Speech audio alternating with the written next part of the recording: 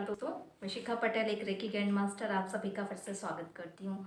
दोस्तों, बहुत प्यारी बुक है एक विज्ञान भैरव तंत्र। जी हाँ, आपने भी सुना होगा। और ये इतनी प्यारी बुक है कि साक्षात भगवान शिव ने माँ पार्वती जी को जो ज्ञान दिया है, उनकी कही हुई बात विज्ञान भैरव तंत्र में बताई गई है।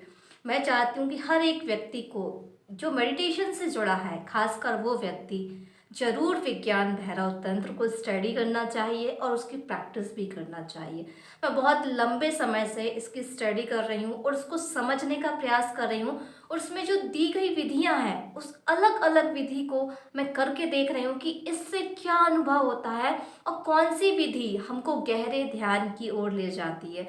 जी हाँ, आप अलग हैं, मैं अलग हूँ और दूसरे व्यक्ति भी अलग हैं। सबकी मनोदशा अलग है, सबका जो प्रारब्ध है, जो जन्मों जन्मों से जो एनर्जी उनके अंदर है, जो उन्होंने देखा सुना समझा, हर व्यक्ति में अलग है। कभी भी दो व्यक्ति समान एनर्जी के नहीं होते हैं। सबकी एनर्जी, सबके कर्मास की वजह से हर व्यक्ति अलग अलग है। तो कोई एक टेक्निक सारे लोगों पे फिट बैठ जाएगी, ये बिल्कुल भी ज़रूरी नहीं है। हो सकता है किसी टेक्निक से किसी व्यक्ति को गहराइयाँ जल्दी मिले और वही वो विधि किसी दूसरे व्यक्ति के लिए परफेक्ट ना हो। ऐसा भी तो होता है, लेकिन आपको जो अनुभव हुआ है वो मुझे हो या वही अनुभव किसी दूसरे व्यक्ति को हो, ये भी जरूरी नहीं है। आपको कोई चीज़ पसंद है, उसका टेस्ट आपके लिए अलग होगा और दूसरे व्यक्ति के लिए अलग होगा। आपने कुछ खाया तो उसके टेस्ट के बारे में आप ही बता सकते हैं। कोई और के दूसरे का जो टेस्ट है, जिसने जो कुछ भी खाया, जो फील किया है, वो उसका अनुभव है। उसके अनुभव के बेस पर आप भी ये फील करें कि मुझे भी ऐसा अनुभव होगा, बिल्कुल भी ऐसा नहीं है। हो सकता है आपका अनुभव इस दुनिया में सबसे पहला अनुभव हो, ये भी हो सकता है। तो हम कैसे मान सकते हैं कि उसके साथ जो हो रहा है वो आपके साथ यदि नहीं हो रहा है तो मैं ध्यान की गहराइयों में नहीं जा सकती, या मेरे अनुभव अच्छे नहीं हैं, मैं इतने सालों से ध्यान कर रहा हूँ। दोस्तों, इन सारी चीज़ों से आपको ऊपर आना होगा कि हर व्यक्ति का अनुभव अलग होता है, हर व्यक्ति के लिए टेक्निक्स अलग होती हैं। आपको ये समझना होगा कि कोई एक ऐसी विधि आपके लिए ज़रूर बनी होगी जिसके माध्यम से आप ध्यान की गहराइयों तक जा सकते हैं। बट वो आपको खोजना होगा प्रैक्टिस करके, या तो किसी मास्टर्स के संपर्क में आए जो आपको कई विधियां बताए और उसको ट्राई करके आप फील कर सके कि कौन सी विधि आपके लिए परफेक्ट है। या आप बुक्स की स्टडी करिए, आप पुराणों को पढ़िए, आप ऐसे लोगों को स्टडी करिए जिन्होंने ध्यान पे काफ़ी काम किया है, या विज्ञान भैरव तंत्र बुक को समझिए और इसको पढ़िए। इसमें बहुत अच्छी अच्छी टेक्निक्स बताई हुई हैं और पढ़ने से आपको ध्यान की गहराइयाँ, ध्यान की विधियाँ, ध्यान क्या है, ये बहुत सारी चीज़ें आपको पता पड़ने वाली हैं।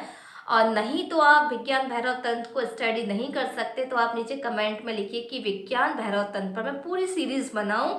उसमें से जो खास खास चीज़ें हैं जो आपके लिए, आपके मेडिटेशंस के लिए फ़ायदेमंद है, सिर्फ वही मैं आपको बताऊं। तो मैं इतनी मेहनत आपके लिए करूंगी, लेकिन आपको भी इंटरेस्ट होना चाहिए, तभी मैं इतनी मेहनत करूंगी। नहीं तो जो चीज़ मैंने समझी है वो मैं अपने पास ही रखूंगी। यदि आप जानना चाहते हैं तो आपको मुझे बताना होगा, फिर मैं स्पेशली उसकी ट्रिक्स के माध्यम से आपको वीडियो दूंगी और आप ये चीज़ें, इसमें जो विधियां हैं आप उसको मुझसे सीख भी सकते हो, क्योंकि मैं बहुत लंबे समय से इसकी प्रैक्टिस कर रही हूँ।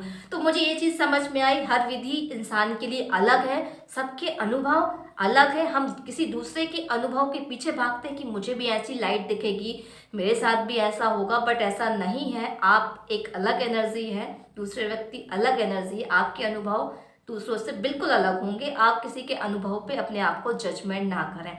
और दूसरी चीज़, ध्यान की एक सबसे प्यारी विधि है जिसमें आपका मन लगता है, उसको ध्यान के लिए पकड़ लीजिए। जी हाँ, यदि आपको कोई ईश्वर है जिस पे आपकी बहुत आस्था है, उसकी फोटो या उसकी मूर्ति सामने रखिए और उसको निहारते रहिए, बिना पलक झपकाए, बिना कुछ सोचे समझे। बस यदि किसी को श्री कृष्णा जी बहुत पसंद है, उनकी फ़ोटो को बहुत सुंदर सी सामने लगा लीजिए और उसको निहारते रहिए। आप देखेंगे आप एकदम से रुक जाएंगे, आपके आसपास क्या हो रहा है आपको समझ ही नहीं आएगा, क्योंकि आपका विचार उसे पसंद करता है। श्री कृष्ण जी को आप दिल से चाहते हैं तो उनकी फ़ोटो या मूर्ति में आप ऐसे खो जाएंगे कि आप दुनियादारी ही भूल जाएंगे। इसी तरीके से और कौन सी चीज़ आपको पसंद है आप उसको सामने रखिए, उसके बारे में सोचिए। आपके बहुत सारे विचार वैसे ही कम हो जाएंगे। जैसे कि आप अपने किसी लव्स वन को या किसी प्रिय के बारे में आप सोचते हैं तो ऐसे खो जाते हैं कि आपको दुनियादारी की परवाह ही नहीं होती। बस उसी तरीके से उस एक चीज़ को आज आप ढूंढ निकालिए जो आपको इतनी प्रिय है, इतनी पसंद है, इतनी प्यारी है कि जब आप उसके सामने होते हैं, आप उसे देखते हैं या उसके बारे में सोचते हैं तो दूसरे विचार आपको परेशान ही नहीं करते। उस विधि को आप पकड़ लीजिए। मुझे लगता है ये हर किसी पे ये विधि लागू होती है। जो पसंद है उससे पकड़ लीजिए। यदि कोई स्वाद पसंद है तो आँख बंद करके उस स्वाद को याद करिए, आंखें बंद करिए, उस डिश को याद करिए जो आपने खाई थी।